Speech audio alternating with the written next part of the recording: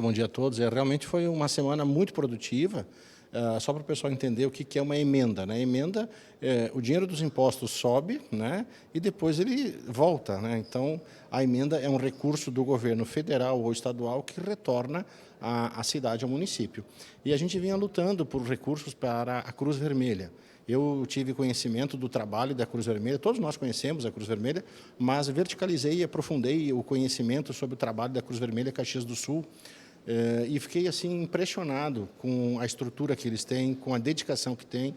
Hoje são mais de 130 voluntários trabalhando, mas eles tinham uma deficiência na questão de um veículo off-road, né? Eu até me confundi com ambulância, não é ambulância, mas é um veículo para ir em locais que tem enchentes, que tem desabamento, um veículo mais forte para isso, né?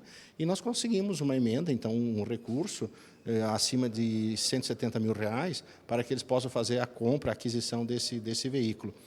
Não é muito, mas é bastante, se me permite a redundância da palavra, porque vai ajudar muito esse pessoal da Cruz Vermelha, que são fantásticos, né? Depois também eu levei o deputado Camozato na Microempa, que é uma entidade que eu tenho muito carinho também, porque defende justamente o que os mais estão precisando hoje, que é o micro e pequeno empresário, e uma passada também no Jornal Pioneiro com o jornalista Ciro Fabres.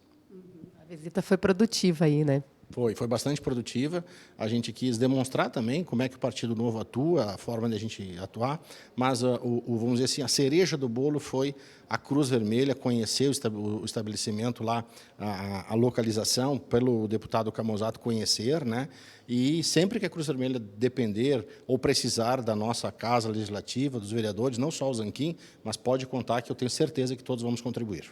Ótimo. Muito obrigada pelos esclarecimentos. Um bom dia, um bom trabalho. Bom dia a todos. Obrigada.